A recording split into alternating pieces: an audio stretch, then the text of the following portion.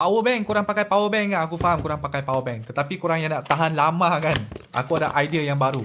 Ini kilat. Okay, kilat punya power bank ni. Tapi power bank ni dia lain. Power bank ni dia lain macam sedikit lah. Dia macam ni tau.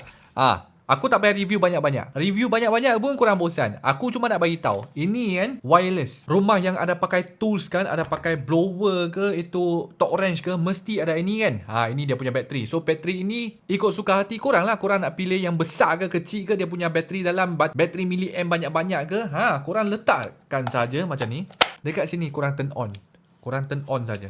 Nampak dia sudah ada lampu dalam sini. Dia ada lampu lampu ni. Sini dia siap ada tulis dia punya voltage lagi. Voltage ke wattage . So dia datang sekali dengan power cord ni. Power cord ni actually untuk korang charge dekat bateri inilah. Charge dekat bateri ni nak charge dekat mana? Charge dekat lubang sini. Okay. DC cord ni korang charge dekat bateri sini. So sini korang pun boleh tengok dia punya bateri percentage macam ni. Full battery. So sini dia ada dua soket. Lepas tu dia ada USB. Satu lagi Type C dekat sini. Contohlah aku masukkan Type C kan. Kita check tengok. Okay, Type C masuk dekat sini. Lepas tu aku charge laptop aku. Dia boleh charge. Dekat sini ada charging. Okay, charging. Charge phone, plug in.